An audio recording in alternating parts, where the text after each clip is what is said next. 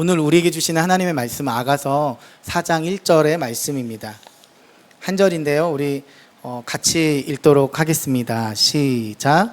내 사랑 너는 어여쁘고도 어여쁘다. 너울 속에 있는 내 눈이 비둘기 같고 내 머리털은 길르앗산 기슭에 누운 염소떼 같구나. 아멘. 하나님의 말씀입니다. 아가서 1장을 지난 5월 마지막 주에 하고 그리고 오늘 이렇게 다시 여러분들과 나누게 되었습니다. 다 하면 좋겠지만 다 하지는 못하고 이제 이렇게 4장을 하게 되었는데요. 너무 신기한 것이 오늘 말씀 함께 본문이 어디였죠? 네, 아가서 4장이었습니다. 그래서 전승우 목사님께서 새벽 기도 때 말씀을 전해주셨어요. 이걸 맞추려고 맞춘 게 아니고 설교자 스케줄이 계속 이렇게 조정되는 가운데 일정이 잡히거든요. 제 생각에는 오늘 지금 이 자리에 오셔서 예배드리는 분들에게 또한 온라인으로 예배드리는 분들에게 하나님이 정말 하고 싶으신 말씀이구나. 이 말씀이 정말 하나님께서 여러분에게 하고 싶으신 말씀이구나 라는 마음이 들었어요. 지난 아가서 1장에서 이 구절만큼은 꼭 기억하면 좋겠다 싶어서 나눕니다. 이번 수요 예배 설교의 주제이기도 한데요. 아가서 1장 5절입니다. 같이 읽으실게요. 예루살렘 딸들아 내가 비록 거무나 아름다우니 게달의 장막 같을지라도 솔로몬의 휘장과도 같구나. 아멘. 저는 이 말씀이 여러분의 마음에 새겨진다면 정말 너무 좋을 것 같습니다. 우리의 존재가 까맣고 여기서 게달의 장막은 검은 염소의 가죽으로 만든 텐트입니다. 그러니 좋은 게 아니에요. 지극히 평범하고 까맣고 어쩌면 별 볼품 없는 것이지요. 그런데 우리는 예수님의 사랑을 받았기 때문에 그런 존재 같지만 아름답다고 말할 수 있는 거예요. 검지만, 피부가 검고 아름답지 않은 것 같지만 우리는 아름답다고 말할 수 있는 것이에요. 월요일 새벽 기도 때 전승우 목사님이 아가서는 피부가 하얀 사람은 설교하면 안 된다, 그런 이야기를 하셨어요. 자기가 까맣기 때문에 자기는 할 수 있다 하시면서 저도 많이 탔는데, 그럼에도 제가 그걸로 말하는 것이 아니라 저의 존재가 정말 까만 것 같고 아름답지 못한 것 같고, 그러나 그런 순간에도 저는 하나님 앞에 사랑을 받았기 때문에 저는 아름답다고, 저는 괜찮은 존재라고 말할 수 있는 것이에요. 솔로몬의 휘장, 얼마나 새하얀 휘장이겠어요. 왕의 성전에 있는 그 아름다운 성전의 휘장. 그런데 우리가 그런 존재로 비견될 수 있다는 거예요. 사실 우리의 눈으로 보기에는, 우리 육신의 눈으로 우리 자신을 보면 까맣죠. 게달의 장막 맞아요. 까만 존재 맞아요. 하지만 예수님은 우리를 향해, 하나님은 그 완전하신 사랑으로 우리를 계속해서 사랑해 주시는 거예요. 그러니까 우리는 저는 괜찮습니다, 저는 아름답습니다라고 고백할 수 있는 것이에요. 오늘 아가서 4장은 이제 드디어 신랑과 신부가 결혼을 하는 장면이에요. 결혼식이거든요. 이제 4장부터가 1장부터 3장까지는 요즘 표현으로 약간 꽁냥꽁냥하고 아주 사랑하고 그러면서 좋다 안 좋다 떠났다 왔다 하면서 그런 사이예요. 그렇지만 이제는 4장에서 완전히 이제 결혼식으로 들어가는 장면입니다. 그런데 이 결혼식에서 신랑인 솔로몬이 아주 열정적인 사랑 고백을 해주고 있습니다. 이때 우리가 다 읽진 않을 건데요, 8가지의 아름다움을 이야기해요. 그런데 왕은 농사에서 쓰이는 용어를 사용합니다. 염소, 돌보고 포도원 일을 했던 그 술람미 여인에게 맞추어서 이야기해 준 거예요. 한 절 한 절 다 다루기 어렵겠지만 우선은 1절을 보도록 하겠습니다. 1절 상반절에 같이 읽을게요. 시작. 내 사랑 너는 어여쁘고도 어여쁘다.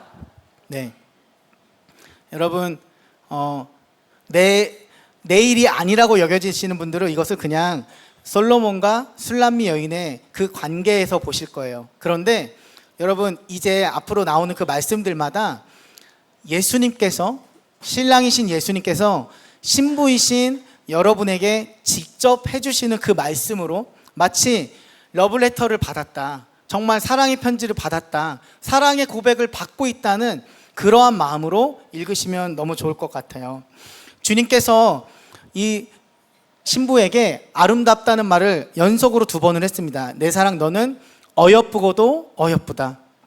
주님은요, 아가서에서 13번 아름답다고 말씀하시고 또 1장에서 4장까지만 해도 8번이나 아름답다, 어여쁘다 이런 단어가 계속 나옵니다. 그렇게 1절부터 5절까지 들은 신부가 6절에선 장면이 전환되면서 사랑 고백을 들었잖아요. 그 신부가 이제 말하는 거예요. 6절에서는 제가 읽을게요. 날이 저물고 그림자가 사라지기 전에 내가 몰약산과 유향의 작은 산으로 가리라.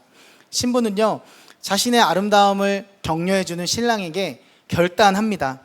그래서 순종하는 것인데, 이 순종의 때가 언제냐? 날이 저물고 그림자가 사라지기 전에라고 했어요. 이것은 더 이상 늦어지기 전에, 해가 지기 전에 제가 당신의 사랑 고백을 듣고 반응하겠다는 것이에요. 그런데 이때 보니까 몰약산과 유향의 작은 산으로 가겠다고 돼 있어요. 몰약과 유향은요, 사실은 이스라엘에는 없는 물건입니다. 수입품이에요. 그래서 신부가 지금 가겠다고 하는 장소는 당장 그곳으로 떠나겠다고 하는, 실제적으로 그 장소로 몰약이 나는 곳, 유향이 나는 곳으로 가겠다는 말로 볼 수는 없습니다. 왜냐하면 지금 결혼식 중이잖아요. 그런데 몰약이 어떤 것을 의미합니까? 몰약은요, 장사 지낼 때, 장례 치를 때 쓰는 것입니다. 장례 치를 때 쓰는 물건이에요. 예수님께서 죽으셨을 때도 몰약을 받으셨습니다. 유향은요, 유향도 아주 값비싼 향품입니다. 그러면은 무슨 말을 하고 있는 건가? 아니, 결혼식을 하고 있는 신부가 왜 지금 하필 죽음의 장소로 가겠다고 하는 것 같은가? 이것은 우리가 영적으로 본다면 나는 죽고 예수로 사는 십자가 복음을 고백한다고 볼 수도 있는 거예요. 그리고 유향은요, 성경에서 주로 향기는 3도 나오지만 계시록에서는 성도들의 기도로 표현되기도 했어요. 그러니 기도와 자기 부인 십자가의 자리를 통해서 이 신부는 삶을 결단하고 있는 것이에요. 그래서 6절의 고백은 우리가 너무 좋아하고 자주 외우는, 잘 아는 갈라디아서 2장 20절과 함께 볼 수 있습니다. 같이 읽을까요? 시작. 내가 그리스도와 함께 십자가에 못 박혔나니 그런즉 이제는 내가 사는 것이 아니요 오직 내 안에 그리스도께서 사시는 것이라. 이제 내가 육체 가운데 사는 것은 나를 사랑하사 나를 위하여 자기 자신을 버리신 하나님의 아들을 믿는 믿음 안에서 사는 것이라. 아멘. 그 고백을 들은 신랑이, 신부가 얼마나 사랑스럽겠어요. 그래서 이제 7절부터 다시 신랑이 말하는 장면으로 전환됩니다. 이것은 신랑이 해주시는 이야기입니다. 같이 읽겠습니다. 시작. 나의 사랑 너는 어여쁘고 아무 흠이 없구나. 아멘. 사실은 신부는요, 아직 몰약산 안 갔어요.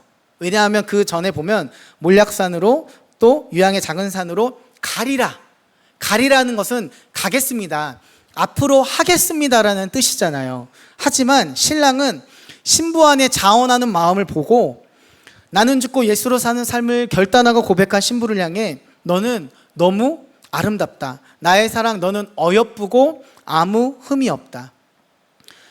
그래서 예수님은 신부를 향해 나의 사랑 너는 아무 흠도 없다. 너는 정결하다. 너는 너무 아름다운 존재고 너는 사랑받기 합당한 존재야 라고 말씀하셔요.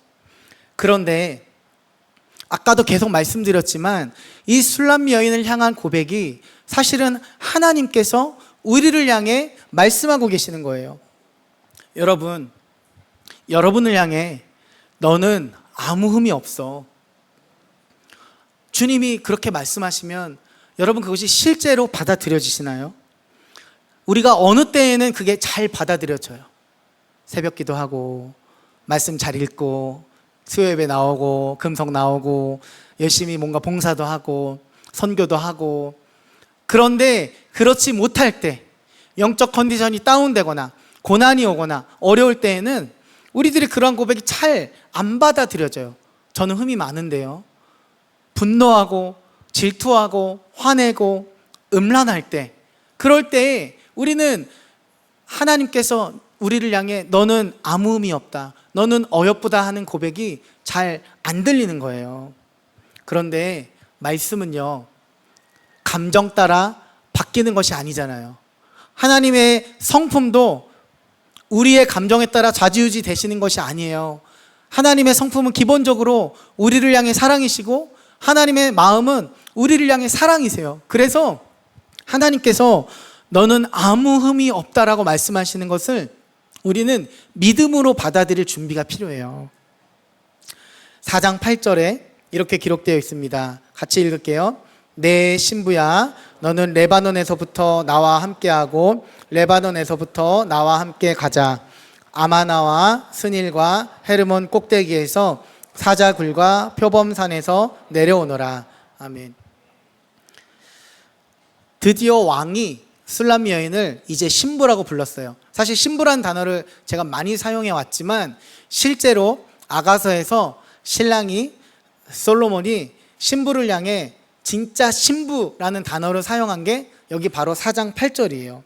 그런데 여기 보면은 반복되는 것이 있어요. 뭐냐면은 너는 레바논에서부터 나와 함께하고 레바논에서부터 나와 함께 가자. 그러니 레바논에서는 우선 나와야 된다는 거예요. 두 번째는 나와 함께 가자는 것이죠. 여기서는 두 가지 의도가 있는 거예요. 하나는 떠나야 된다는 것입니다. 그런데 여기서 말하는 레바논은요, 북부 시리아, 예루살렘 북부 쪽으로 가면은 시리아 땅이 있어요. 그런데 그 땅이 레바논 땅이 있는데 거기까지를 이야기한다기보다는 여기서는요, 예루살렘 북쪽에 술람 여인의 고향이 있었다고 해요. 수넴 지역이라고도 합니다.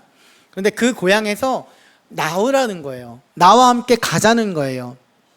그렇다면 우리가 이 말씀을 우리가 영적으로 본다면은 그리스도의 신부된 성도는 이제는 육신의 고향이 세상을 잊고 거기서 나와야 된다. 출애굽기로 본다면 애굽에서 나와야 되는 것이죠. 나와야 되는 거예요. 고향 땅을 떠나야 된다는 거예요. 아브라함은 갈대아 우르를 떠나야 했습니다. 그것처럼 레바논에서 지금 나오라고 하는 거예요. 또 여기서 아마나, 스닐, 헤르몬 이런 산이 나옵니다. 근데 이게 사실 이제 이거는 레바논의 높은 산들입니다. 헤르몬 산은 만년설이 뒤덮여 있는 산이에요. 그러니까 아주 추운 곳이죠. 또 사자굴과 표범산, 안전해 보이나요? 사자굴, 표범산, 네, 굉장히 위험한 곳이지요. 그래서 그 위험한 곳에서 나와라. 그리고 나와 함께 가자 말씀하시는 거예요. 이제 가장 놀랍고 적극적인 사랑 고백이 또 나오는데요. 저는 이 말씀이 이제 아가서의 핵심 구절 중 하나라고 보고 있습니다. 4장 9절 상반절 먼저 보겠습니다. 같이 읽을게요. 시작. 내 누이 내 신부야, 내가 내 마음을 빼앗았구나. 아멘. 많은 성도들이 오해하는 것이 있어요. 그것은 나는 하나님 갈망하는데 하나님이 나를 안 만나 주신다는 거예요. 하지만 성경에서는 하나님의 갈망이 우리의 갈망보다 훨씬 크다. 하나님의 갈망이 우리의 갈망보다 훨씬 크고 하나님의 사랑이 우리의 사랑보다 훨씬 크다는 것이에요. 신랑이신 주님이 우리를 향해 내가 내 마음을 빼앗았어 라고 말씀하시고 있어요. 결혼하는 신랑이 너무 행복하고 기쁘고 즐거운 마음으로 신부에게 고백하고 있는 거예요. 그래서 9장 하반절 보면은 같이 읽을게요. 내 눈으로 한 번 보는 것과 내 목에 구슬 한 깨미로 내 마음을 빼앗았구나. 여러분이 한 번 쓱 예수님을 쳐다봤는데 예수님 마음을 빼앗겼대요. 여러분이 한 번 예수님을 바라봤는데 예수님의 마음이 흔들리면서 예수님의 마음이 여러분에게 반해서 다 빼앗겼다는 거예요. 여기서 목에 구슬 한 깨미라고 되어 있는데 목은 주로 의지를 표현할 때 이야기합니다. 목은 의지예요. 그런데 이 의지가 어떤 의지냐? 아름다운 의지예요. 구슬이 있는, 구슬 한 깨미, 목걸이를 하고 있는 거예요. 아름다운 목걸이. 그런데 이것은 무슨 뜻이냐? 예수님을 향한 아름다운 결단, 아름다운 순종, 주님을 바라보는 삶을 뜻하는 것이죠. 그러니 두 말씀이 다 똑같은 거예요. 내가 한 번 보는 것과 너가 한 번 나를 본 것과 그리고 너의 목에 있는 그 구슬 한 깨미로 나는 마음이 빼앗겨 버렸다. 조금 부끄럽지만 제가 아내를 처음 봤을 때 제가 첫 번째 사역지에서 아내를 만났거든요. 아직도 기억해요. 처음 그렇게 만나고 교회 1층 식당에 있는데 밥 먹는 시간은 아니었어요. 토요일 오후 시간이었는데 아내가 이렇게 들어오는데 영화의 한 장면 같았어요. 햇빛이 샥 들어오고, 근데 정말 영화에서 이렇게 막 시간이 멈추고 그런 게 뭐 하는 거야 그랬는데 저에게는 그 일이 실제로 일어난 것이에요. 네, 오늘 아내가 없기 때문에 제가 마음껏 이야기를 하고 있습니다. 네. 여러분, 네. 네. 제가 그때 정말 마음이 빼앗겼거든요. 그런데 여러분, 예수님이 우리에게 마음이 빼앗기셨다는 거예요. 이해가 되세요? 저는 잘 이해가 안 되더라고요. 우리 같은 존재에 예수님이 마음을 빼앗기셨대요. 사실 진짜 우리의 모습은 때로는 아름답다기보다는 좋지 않은 모습들, 더러운 모습들, 존재가 바닥을 칠 때면 얼마나 비참한지 스스로를 싫어하는 경우도 생길 정도인데, 주님은 우리를 보실 때마다 저희들이 한 번 주님 바라본 것으로 인해 나는 너에게 마음을 빼앗겼다, 내 사랑아 너는 어여쁘고 어여쁘다 말씀하신다는 거예요. 10절에 계속 이어집니다. 같이 읽을게요. 내 누이 내 신부야, 내 사랑이 어찌 그리 아름다운지, 내 사랑은 포도주보다 진하고 내 기름의 향기는 각양 향품보다 향기롭구나. 아멘. 어디서 많이 들어보신 것 같지 않나요? 이거는 사실 1장 2절에서 신부가 신랑에게 했던 고백이에요. 신부가. 그것을 지금은 신랑이 신부에게 하는 거예요. 1장 2절 제가 읽어드릴게요. 내게 입맞추기를 원하니 내 사랑이 포도주보다 나음이로구나. 이 세상 그 어떤 즐거움을 주는 것들, 이 세상 그 어떤 기쁨을 주는 것들보다 당신의 사랑이 더 좋습니다라고 신부가 고백했었어요. 그런데 오늘 4장 10절에서 신랑이 다시 신부에게 내 사랑은 포도주보다 진하고 라고 말해주고 있어요. 4장 11절 제가 읽겠습니다. 내 신부야, 내 입술에서는 꿀방울이 떨어지고 내 혀 밑에는 꿀과 젖이 있고 내 의복의 향기는 레바논의 향기 같구나. 계속해서 나오는 단어들 중에 하나가 내 신부야, 내 신부야 말씀하고 있잖아요. 여러분, 사랑하면 자꾸 불러보고 싶은 거예요. 그런데 이 신랑이 자꾸 신부를 부르는 거예요. 내 신부야, 내 신부야. 여러분, 주님이 우리를 향해 계속 불러주시고 있어요. 누구야, 내가 너를 사랑한다. 우리는 근데 아까도 기도했지만 주님 원래 사랑하시는 분이잖아요. 머리로는 아는데 가슴에서는 사실 주님의 사랑이 느껴지지 않고, 때로는 아니면 주님은 다른 누군가는 사랑하시는 건 맞는 것 같은데 나는 아닌 것 같아요 하는 거예요. 그러나 주님은 내 사랑아, 누구야, 너를 사랑한다 말씀하시는 거예요. 자, 우리 잠깐 눈을 감아보세요. 눈을 감고 자기 이름을 넣어서 우람아 내가 너를 사랑한다 한번 고백을 우리가 스스로 한번 해볼게요. 시작. 우람아 내가 너를 사랑한다. 제 이름 하시지 않았죠? 네. 반말하시는 건가요? 아무튼 여러분이 여러분 스스로에게 말씀을 하시는데 주님이 여러분에게 정말 그 고백을 하고 있다. 이름을 계속 불러주신다는 거예요. 여러분의 이름을 아신다니까요. 나를 모르실 것 같거든요, 실제로는. 아니요, 여러분의 이름을 아시고 여러분에게 계속해서 누구야, 누구야, 누구야 부르시고 있다니까요. 그래서 신부의 입술에서 꿀방울이 떨어지고 혀 밑에는 꿀과 젖이 있다. 이것은 그녀의 입 속에서 나오는, 깊은 곳에서부터 나오는 하나님을 향한 찬양, 그리고 사랑의 고백이 너무 아름답다는 거예요. 꿀송이처럼 달다는 거예요. 그리고 꿀과 젖이 있다는 것은 우리 깊은 속에서부터, 마음 속에서부터 나오는 것들을 통해서 다른 사람들을 또한 세울 수 있는, 양육할 수 있는 것들이 흘러나온다는 거예요. 주님이 그렇게 말씀해 주시는 거예요. 우리는 아니라고 하는데, 나는 아니라고 하는데 주님은 그렇다고 계속해서 말씀해 주시는 거예요. 의복의 향기가 레바논의 향기 같다. 이것은 좋은 의미에서 레바논이 사용된 건데 레바논 백향목 나무의 향기를 뜻하는 것입니다. 옷은요 주로 성경에서 향기로운 삶으로 나옵니다. 그렇죠. 그래서 주님은 마지막 날 주님이 오실 때 자기 옷을 지키는 자가 복이 있다고 했어요. 계시록 16장 15절에 보라 내가 도둑같이 오리니 누구든지 깨어 자기 옷을 지켜 벌거벗고 다니지 아니하며 자기의 부끄러움을 보이지 아니하는 자는 복이 있도다. 아멘입니다. 깨어 옷을 지켜 정결한 삶을 이야기하는 것이죠. 아무 데서나 벗는 것이 아니고 부끄러움을 보이지 않고 그러한 사람은 복이 있다. 그래서 주님 앞에 마음과 행실을 지키는 사람이 복이 있는 것인데 주님은 그것을 계속 말씀해 주셨어요. 12절입니다. 같이 읽겠습니다. 내 누이 내 신부는 잠근 동산이요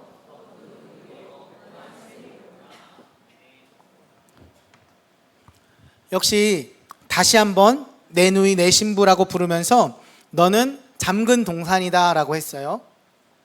잠근 동산은요 왕의 개인의 동산입니다. 그래서 울타리가 있고요 사자나 들짐승들이 함부로 못 들어가요. 동물들이. 또한 일반 사람들도 마음대로 못 들어가는 것이 잠근 동산이에요. 그래서 이 동산은 오직 왕의 즐거움과 왕의 기쁨을 위해 지어진 동산이에요. 그런데 내 신부는 잠근 동산이라는 거예요. 다른 누구도 왕 이외에 다른 누구도 올 수 없는 곳이라는 것이죠. 덮은 우물, 봉한 샘, 이것도 오픈되어 있지 않는 샘을 이야기하는 것입니다. 무슨 말이냐?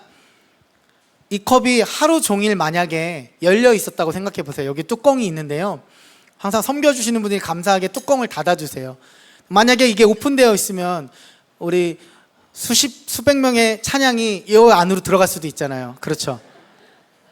찬양이 담기는 영생의 샘물이 될 수도 있지만 그렇지만 아주 딱 닫아주셔서 저를 위해 주신단 말입니다. 그런데 마치 이것처럼 하나님 앞에서 우리들이 오직 하나님께만 드려진 삶, 덮은 우물, 다른 세상 것들에 대해서 오픈되지 않고 다른 사람들에게 주지 않는 오직 하나님만을 위한 공간을 이야기하는 것이죠. 그래서 그곳이 왕이 즐거워하는 장소가 되는 거예요.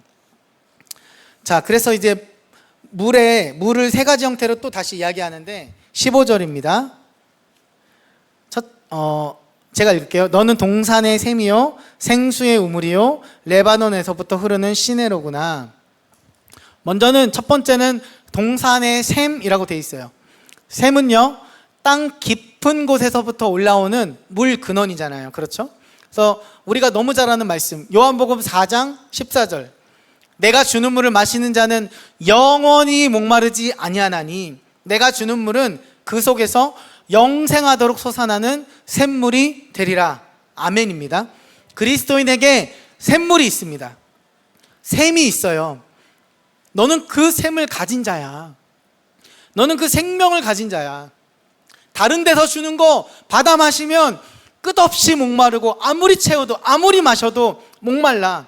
그렇지만 내가 주는 물을 마시는 자는 영원히 목마르지 아니할 것이다. 예수님께서 주시는 그 물을 가진 자, 그 존재가 바로 신부라고 말해 주었어요. 두 번째, 생수의 우물입니다. 생수의 우물은 땅 아래에 물을 저장하는 것이지요. 샘물은 이제 땅에서 솟아난 것이지만 우물은 판 겁니다. 그렇죠? 필요할 때 그래서 그곳에서 물을 끌어다가 쓸 수도 있고요. 가뭄을 대비해서 저장할 수도 있는 공간이 우물이에요. 우리가 우물이 있다면요 목마를 때마다 그곳에 가서 물을 퍼서 마실 수 있어요. 그런데 우물의 역할은 또 하나는 여기서 상징하는 것이 우물은요 다른 사람을 또 먹일 수도 있잖아요. 그렇죠? 물론 뭐 생수에 샘물도 떠다가 주면은 받아다가 줄 수도 있지만 그런 의미입니다. 생각해 보세요.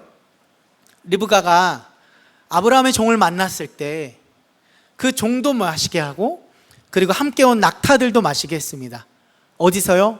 우물에서. 우물은 그런 곳이에요. 그런데 저는 이 우물이 과거의 은혜의 경험 또한 과거로부터 축적된 우리의 모든 삶이라고 여겨졌어요.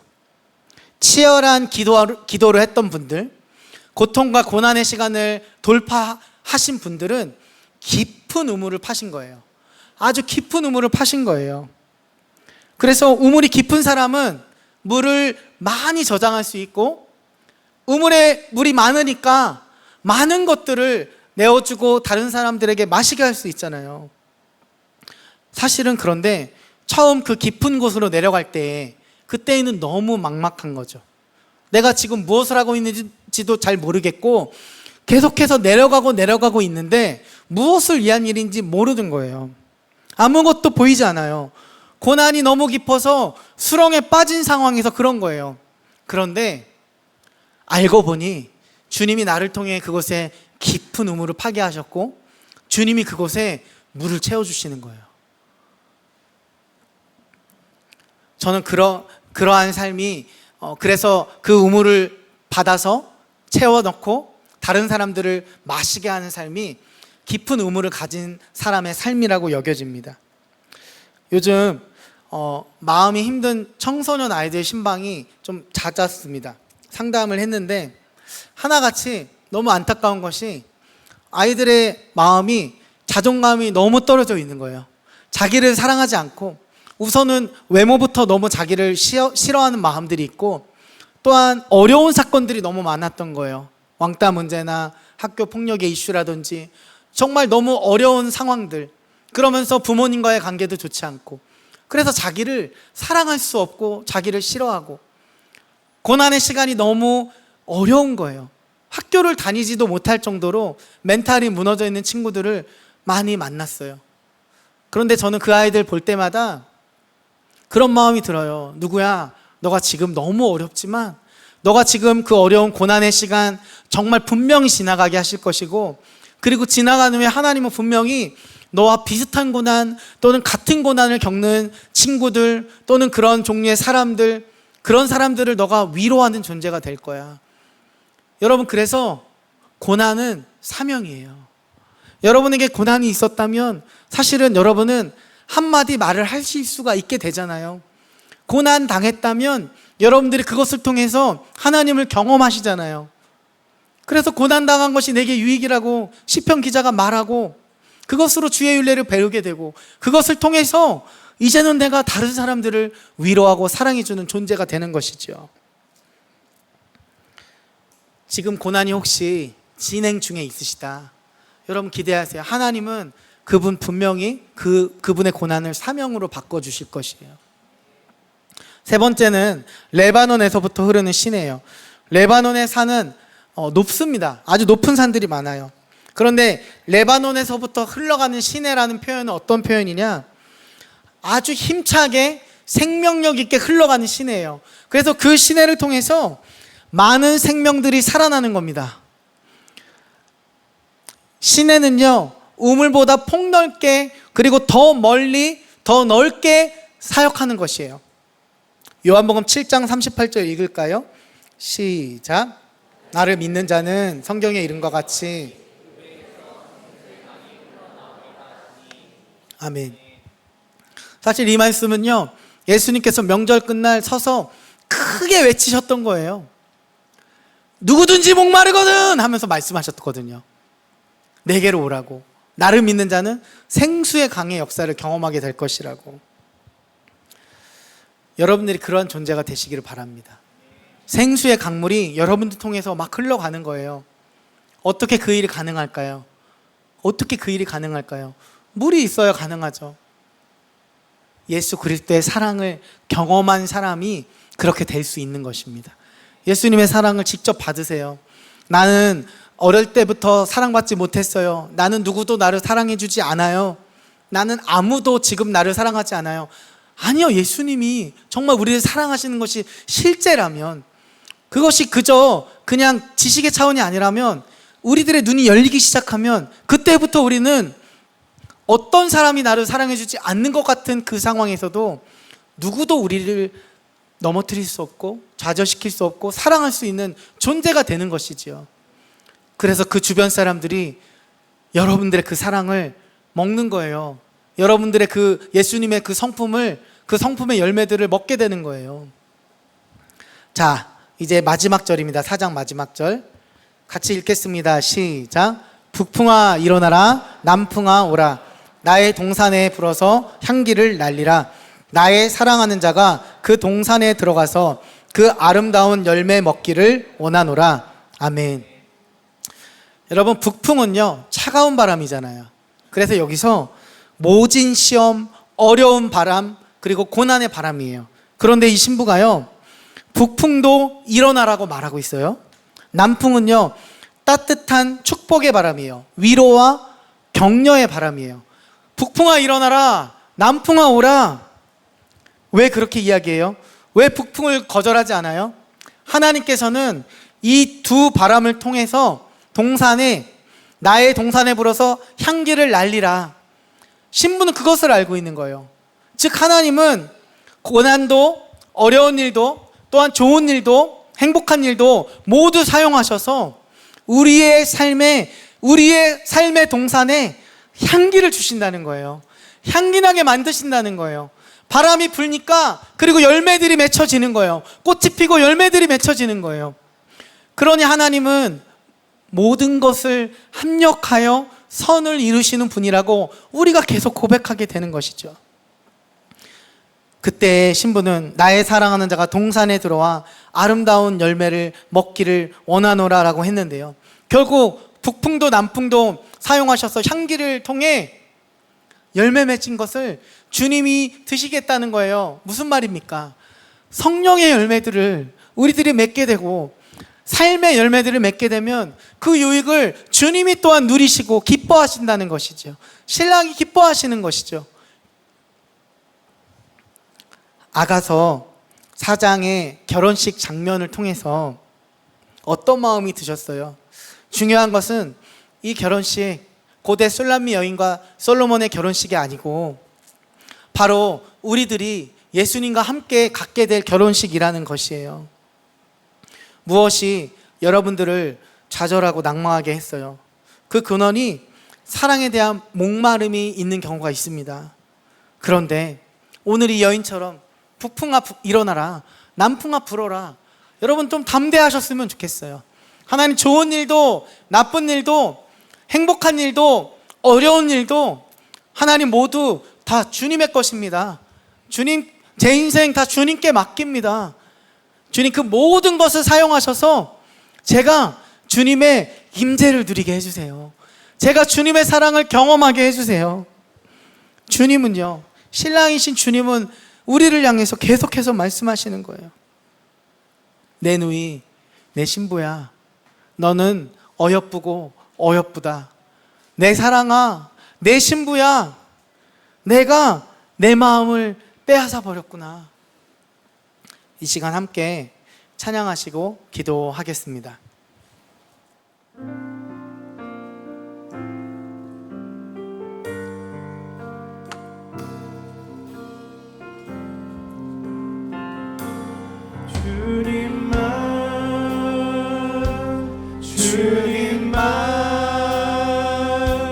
주님만 사랑하리.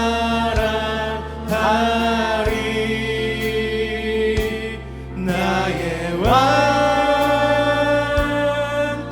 나의 주님, 주님을 더욱 알기 원해. 나 주님께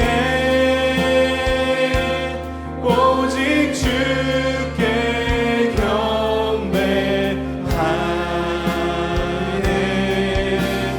거룩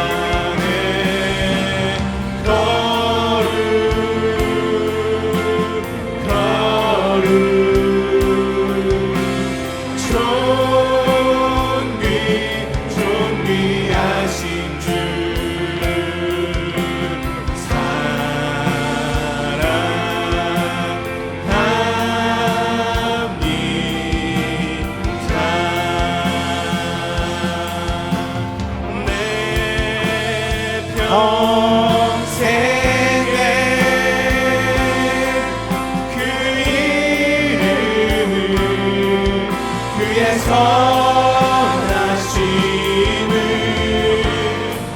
세상에 노래합니다. 그 이름에 그 신능력 영원한 생명이 내 삶의 이유라. 내 평생에 내 평생에 그 이름을 그의 선하심을 세상에 아멘. 합니다. 그 이름에 그 신능력 영원한 생명이 내 삶의 이유라. 우리 한 번 더 고백합시다. 내 평생 아멘. 주님 그 이름 그의 선하심을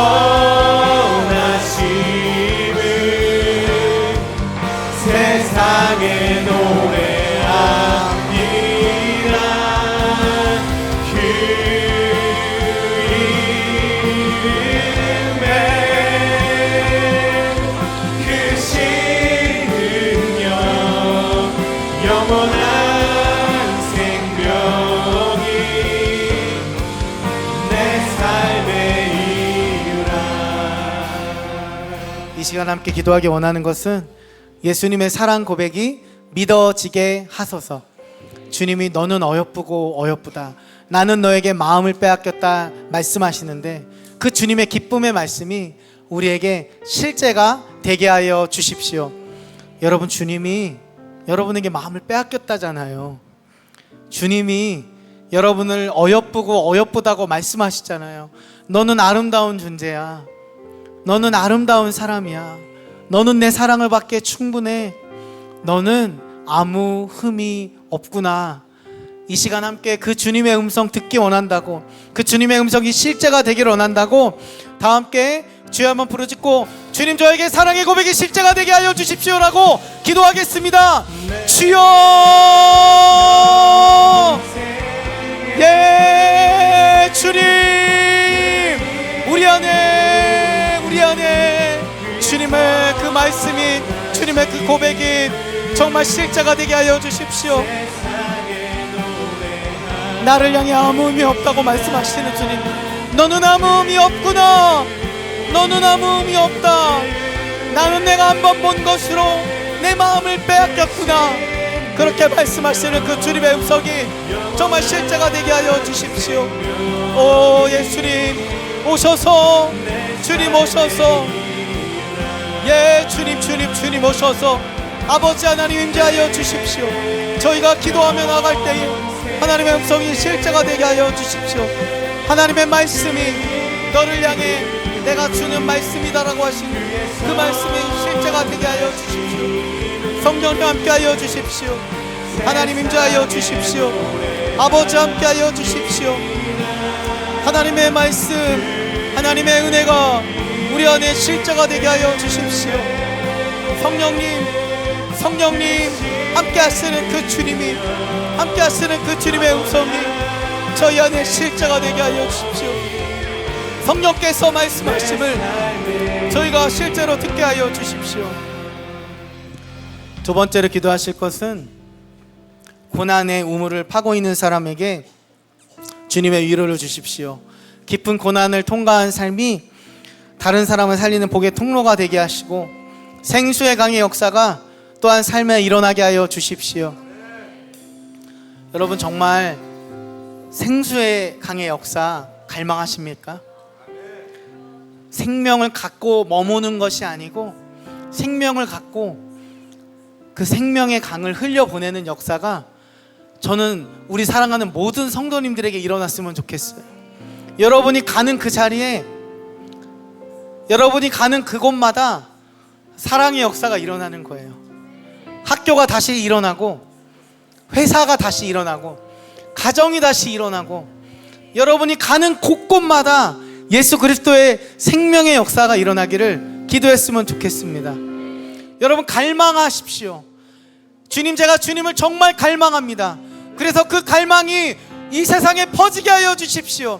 갈망하는 사람들이 더욱 일어나게 하여 주십시오. 생명의 역사 간절히 사모하며 우리 시간 주여 한번 부르짖고 기도하고 개인의 기도 제목으로 기도하시겠습니다. 주여, 주 예수님, 주 예수님, 우리를 통하여, 주님 우리를 통하여 갈망의 역사, 생명의 역사, 하나님의 다시 살려주시는 역사가 가정마다, 학교마다, 회사마다, 내가 속한 곳에서 하나님의 그 놀라운 사랑의 역사가, 하나님의 그 놀라운 생명 역사가 일어나게 하여 주십시오. 지금 고난을 통과하는 이들을 위로하시고, 지금 어려움 가운데 있는 이들을 위로하여 주십시오. 예, 주님, 우리 안에 주님의 마음을 부어주시고, 주님의 그 사랑이 부어진 바 되어 흘러가게 하여 주십시오. 주 예수님, 주 예수님, 그 놀라운 생명의 역사, 사랑받은 자만이 사랑할 수 있는, 그러나 그리스도의 사랑으로 충분하고 충만하며 저희들을 통하여 하나님 일하심을 기대하오니 성령님 역사하여 주십시오. 나라를 변화시키는 그 주님의 능력이, 그 주 예수 그리스도의 사랑의 능력이 우리 사랑하는 성도님들을 통하여 일어나게 하여 주십시오.